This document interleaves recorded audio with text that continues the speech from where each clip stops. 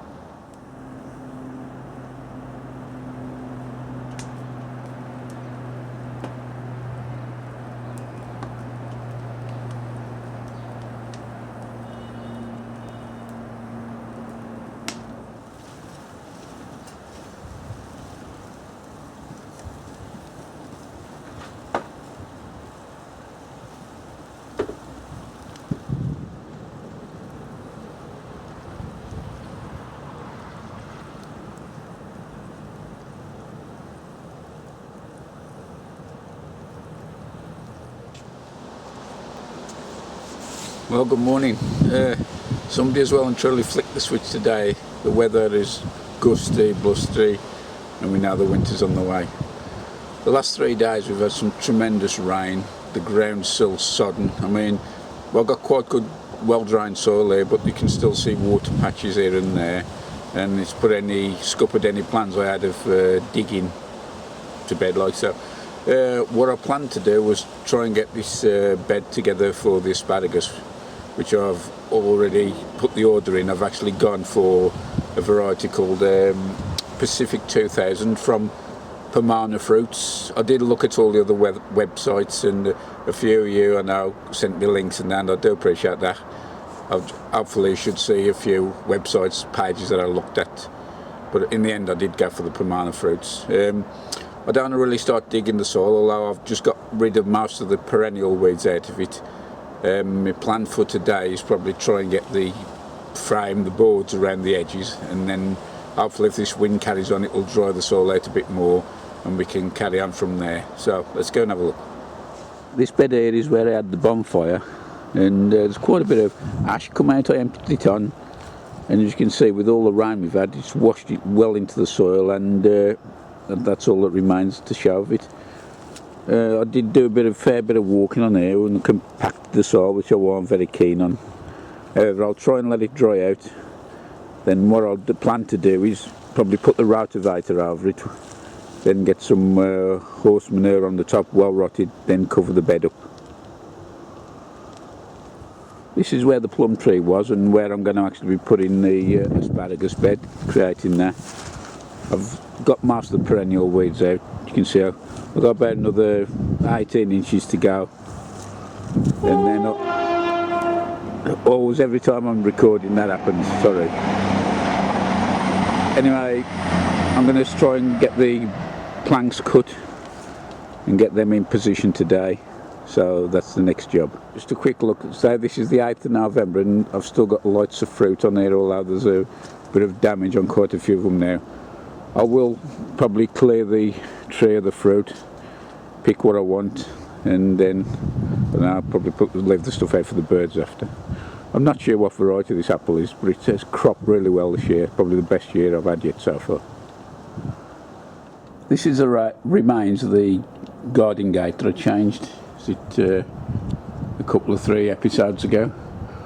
Originally I was going to burn it on the bonfire, but what I've decided to do is keep it, because I've got a couple of trestles in the garage, and I think it looks alright this side, not too much damage on there.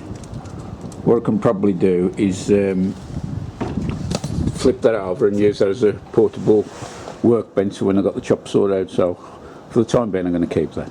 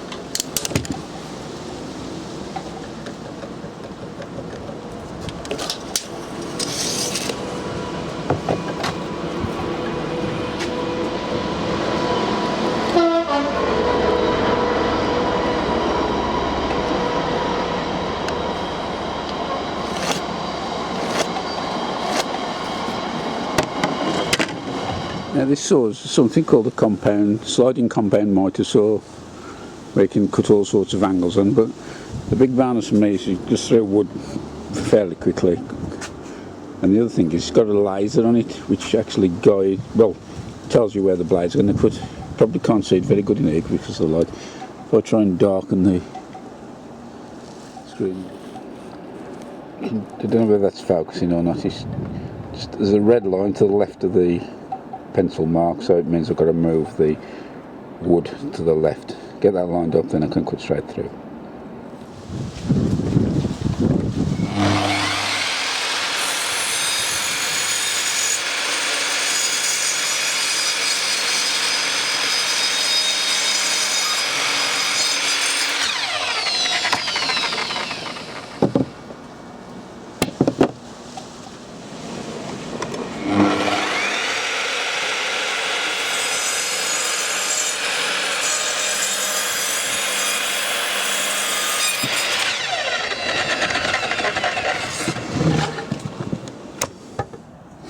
Normally what I do now is pre-drill some holes in here and countersink along, but there's some spots of rain coming, so what I want to do is try and get at least this piece attached on.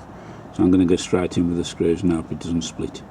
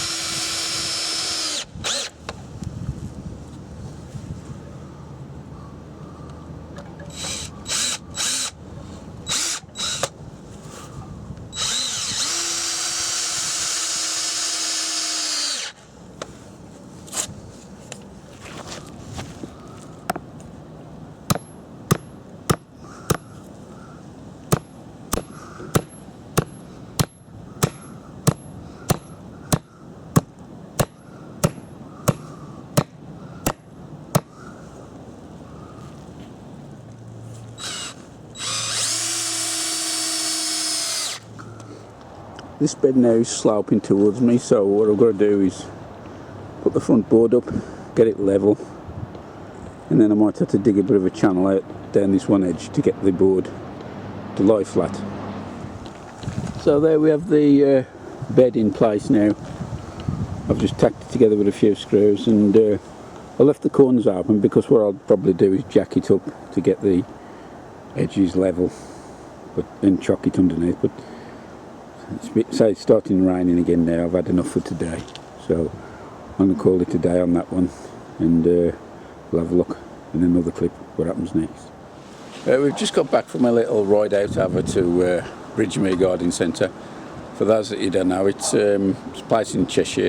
At one time I think it was the biggest garden centre in Europe, privately owned, but unfortunately, like most things, YVAL come along, and usually that means the kiss of death for these little garden centres. Anyway, it wasn't all gloom and doom. I managed to pick up a few bargains, and I'll just show you what we got. It's a 6-pack of cyclamen, nice condition, and I'll just show you, 6-pack, and there's the price, £1, absolute bargain. So it was rude not to, so I had 4.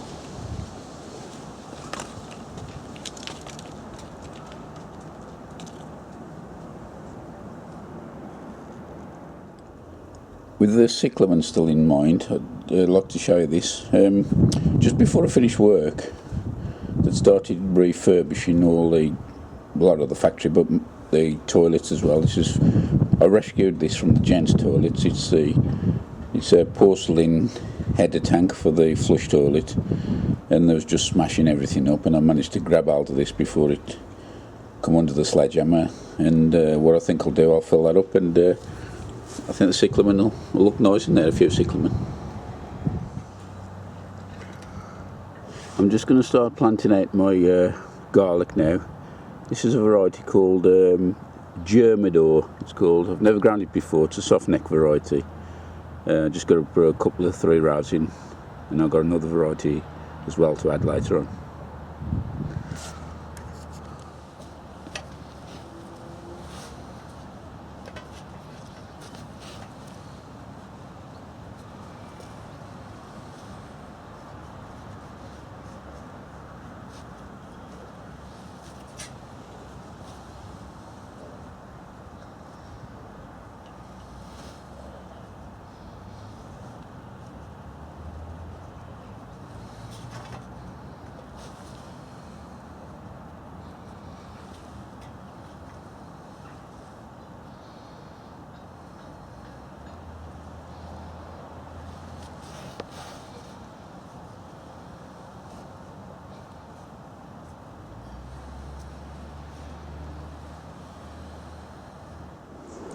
This is the last variety of garlic that I'm putting. Again, it's another soft neck, and it's called a Thermidrome. This one is, again, I've never ground it before, so I'll just have a look, see how this turns out.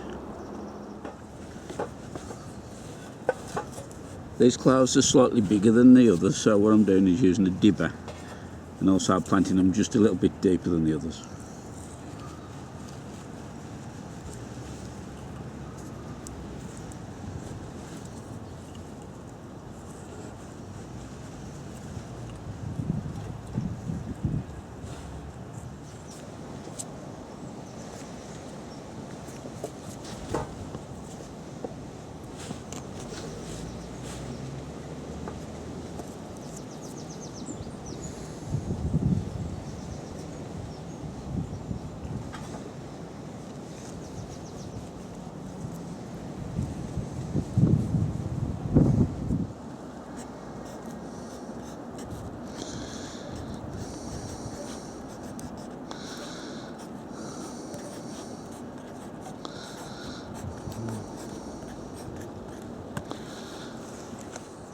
So there we have it, 3 rows of garlic safely planted.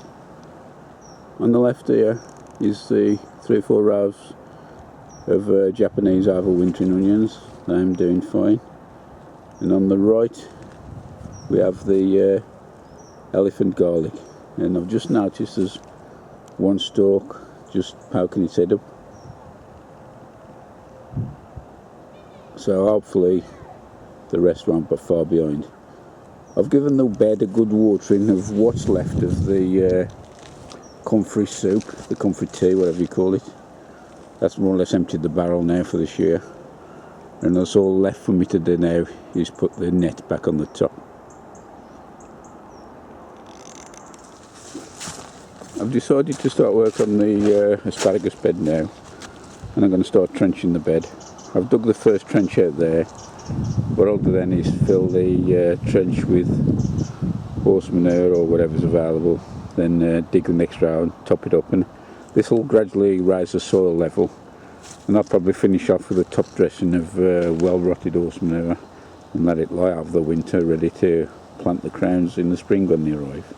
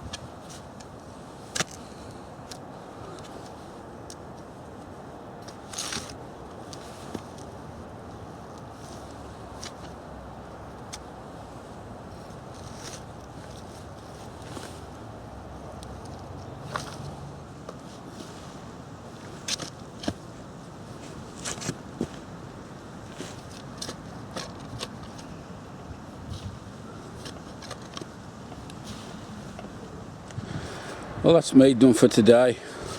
I'm going to save a bit for tomorrow or another day, whenever that may be. I'll just show you what we've done anyway. I've done about half the bed now.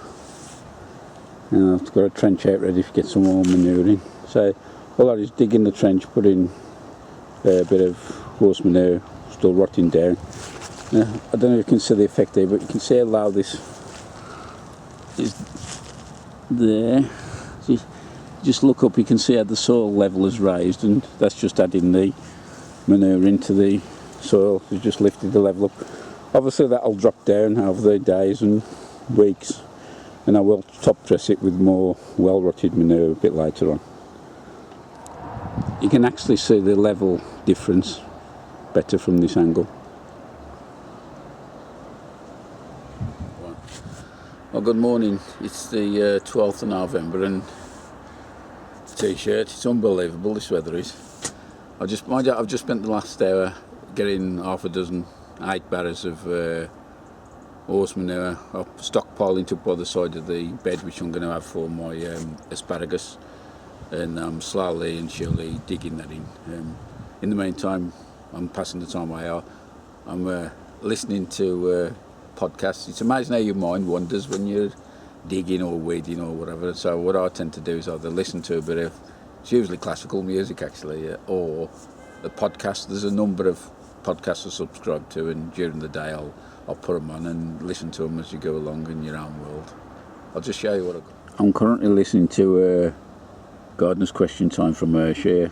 I am a few weeks behind with this, but just go back, and I've got the Hort channel on there, that's Sean's. Gardener's Question Time. There's Gardener's Corner, that's comes from Ireland. There's Gardening with Tim and Joe, that's Radio Leeds. Sadly, Joe's no longer with us. He's, I can't remember who the other guy is now. And also I have the RHS podcast, which comes out every fortnight. And they have some interesting topics on there. So they do stockpile, because I don't use this every week, but it does pass the time when I can probably listen to half a dozen episodes in one go then when I do.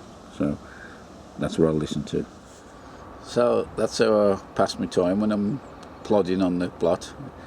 What happens? What do you do when you're on there? Do you mind wander, or what do you think about, or anything special? Sing, or let us know.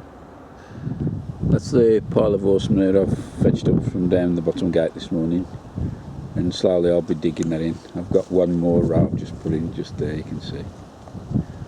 I just want to try and get it done before we have any more heavy rain, because the soil will go a bit claggy then.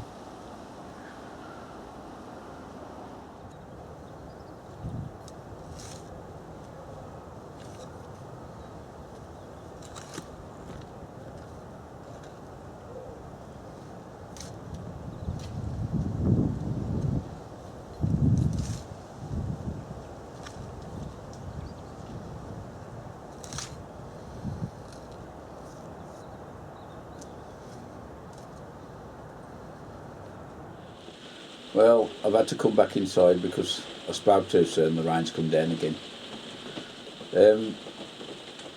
Wrapping this up now, I'd just like to say thank you to all my existing and new subscribers, and this last week, 10 days, has been quite a lot of new subscribers, and I must make a personal thanks to Sean of the Allotment channel, who has given me 2 shout outs.